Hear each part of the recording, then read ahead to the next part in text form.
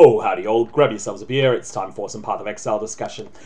In this video, I'm going to continue a series that I've been doing looking at some of the most powerful and most popular endgame uniques in Path of Exile, going through why they're sought after, and a little bit on the various ways that they can be acquired. Today I'm going to talk about Call of the Brotherhood. Now, where the first video looked at Chevron's Wrappings, which is a pretty rare unique but has good ways to target farm it, the second video looked at Cold Iron Point, which is a much more common unique, but one that is much more difficult to target farm. Call of the Brotherhood is sort of the worst of both worlds. Call of the Brotherhood is as rare as Chevron's Wrappings, at least that's my understanding of its rarity. I believe it to be in the tier 1 category of uniques. And additionally, it's also something that doesn't really have any really good ways to target farm it.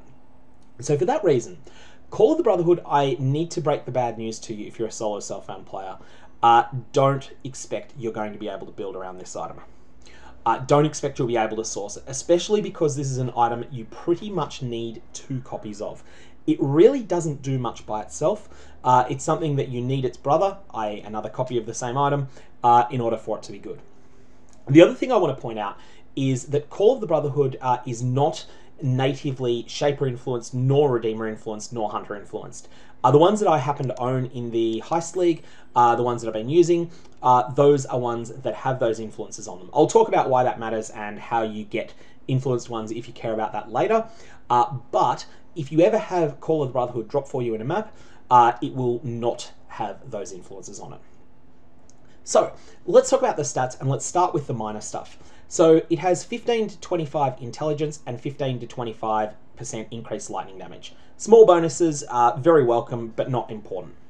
It then has increased mana regen rate, which I think is 30 to 40%. It is 30 to 40%, which is also really good, but not particularly important. These aren't the reasons you use the item, these little bonuses. And it's got some cold and lightning resist as well, just by virtue of being a 2-stone ring. But then it has the 2 major lines on it. So firstly, we have your spells have a 100% chance to shock against frozen enemies. Now, because of the nature of what Call of the Brotherhood does, those are not going to be powerful shocks. Those are going to be little tiny incy-wincy shocks. But their importance is that they cause the enemy to counter-shocked for a number of other mechanics. Additionally, in conjunction with Zerfi's Heart, which I'll put a video on later, your chaos damage can also shock, and this gives because your spells have a 100% chance to shock, this means that they will shock with the full force of the tiny bit of lightning damage that they're doing, and potentially a massive amount of chaos damage, depending on how you scale damage. We'll come to that later. Zerfi's Heart needs its own video because it's such a cool item, and we'll have to talk about that at another point. But you then have the really important line. Now you'll see here that it says 48% of lightning damage converted to cold damage. That's actually 40% by default, but then we have the quality elemental damage that is applied. I believe it's from Turbulent Catalyst. It's one of the Metamorph Catalysts, and that increases it from 40% to 48%. So what this does is it allows your damage, if you're dealing 100 lightning damage with a spell, let's say you're using Arc, dealing 100 lightning damage, instead of dealing 100 lightning damage, when you're using 1 copy of Call of the Brotherhood, you're going to deal 52 points of lightning damage and 48 points of cold damage. When you're using 2 Call of the Brotherhood, and as I said, this is always used in pairs, you will instead be dealing 4 points of lightning damage and 96 points of cold damage. Now that might not sound like much. You're still in a situation where you are dealing 100 total damage. But there's a number of mechanics, such as gain 14% of elemental damage as extra chaos damage during Flask Effect from Atziri's Promise, that scale incredibly off this. So the way that these scale is that if you're dealing your 100 lightning damage and then your 96 cold damage, you will get this 14% bonus on both lots of damage. Both the 100 points of lightning damage, of which you're only actually dealing 4, and also you will get it again on the 96 points of cold damage that you're dealing. So you'll end up dealing 27.44 chaos damage as well with an Atziri's Promise. And I really should have a 15% flask here. I don't know why I'm still using a not perfect rolled one this late in the league. I can easily afford a perfect one. But that is why you might consider converting the damage. So it gives you these incredible synergies with Atziri's Promise, but it also lets you use two different auras. So we have the Hatred aura and we have the Wrath aura. These are major damage multipliers for spell skills that deal lightning damage. You'll see that Wrath grants you 21% more spell lightning damage at gem level 20. And additionally, Hatred grants you, it's higher numbers than these, but 14% more cold damage at low gem level, and I think that increases to 18 or 19% at level 20. So for that reason, the combination of Wrath and Hatred together is really powerful if you can benefit from both spells dealing more lightning damage and from spells dealing more cold damage. And when you're converting 96% of your damage from lightning to cold, you will indeed succeed in getting that benefit. So that is the basics of why Call of the Brotherhood is so good. Why is it so good specifically in the Heist League? And that's been because you can scale Wrath's aura effectiveness and Hatred's aura effectiveness by almost an order of magnitude. So instead of 21% more spell lightning damage, you might actually find that you're getting 5 times that on your character, so 105% more spell lightning damage. Then, instead of getting 18% more cold damage, you may well be able to scale that 5 times to 90% more spell cold damage. And suddenly, instead of just adding a few percent with each of these, kind of like 1 support gem each, it's like you're getting the effects of 3 support gems for each of your auras. It's a huge damage multiplier that can send your character's damage up into the stratosphere.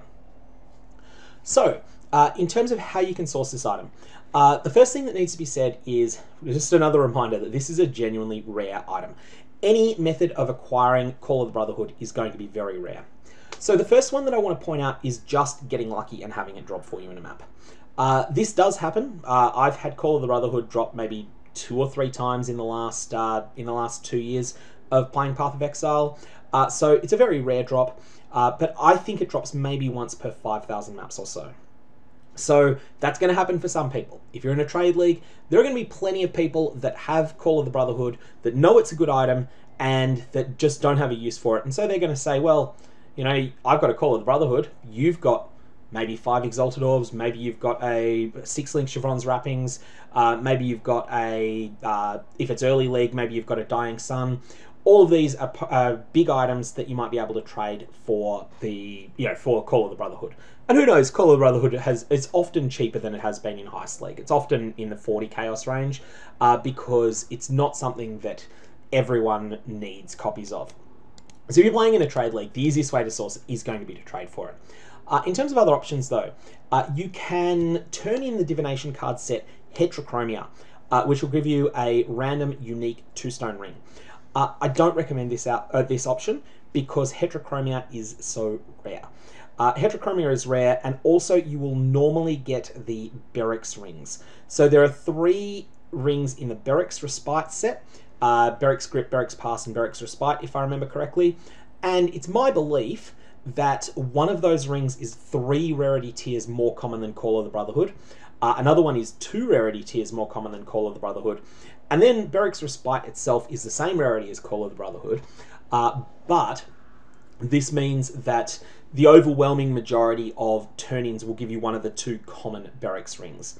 I tried to find some data on this online, and I've never found anyone that's done massive amounts of turn-ins of Heterochromia, but the people who have, generally they've reported something around a 1 in 50 chance to get Call of the Brotherhood. So for that reason, it's not really a good option. The other options that you've got, if a new league's mechanics allow you to target farm jewelry chests, as Heist does for instance, you can target farm those jewelry chests, and each one will have a modest chance of having a jewelry specific unique item, which will then have a modest chance of being a ring. But those sorts of things, again, they respect the natural rarity of the items, and so you'll find that you will get a lot of copies of rings like Pyre that are a bit more common than Call of the Brotherhood, and particularly some of the other rings that are just much more common. You'll get a lot of copies of each of those for each Call of the Brotherhood that you get, but you've got a good chance of getting one eventually. The other way is through the use of Chance Orbs. Now, if you were to use a Chance Orb on a cold and lightning two-stone ring, and you are not in a map at the time, so you don't have any Zana mods in play, the only possible unique item you can get is Call of the Brotherhood. So for this reason, what I would suggest you do, if you decide that you want to build around this item and you're not yet at a point that you can just trade for it, every cold and lightning two-stone ring that drops for you, hit it with a Chance Orb. Don't bother scouring them and chancing them again. Just hit them once with a Chance Orb. And if you get a Call of the Brotherhood, bonus. That's a massive, massive bonus if you get one. But otherwise, don't worry too much about it. Don't spend a fortune doing that. The only way to get a Shaper-influenced Call of the Brotherhood, the reason you might want that is for synergies with an item like the Eternity Shroud. The Eternity Shroud has 2 significant mods on it that benefit from you having Shaper items equipped, and actually has a lot of synergy with the Call of the Brotherhood ring. The only way you can get a Shaper-influenced one is by using a Chance Orb on a Shaper-influenced Cold and Lightning two-stone ring. And that's how these two were created. You'll see that I have a Shaper and Redeemer influenced Call of the Brotherhood. This ring started its life as a copy of the Awakened Divination card set, which someone else had turned in. They turned it in, they got themselves a Shaper and Redeemer influenced Cold and Lightning two-stone ring that they weren't very happy with, and they sold the ring to me with bad mods on it for about an Exalt, and then I hit it with Chance Orbs until it went this way, until it turned into Call of the Brotherhood. This one here began as the Divination card for a Shaper and Hunter influenced Jewelry of Farrell, which I think I paid about 80 Chaos for early in the league.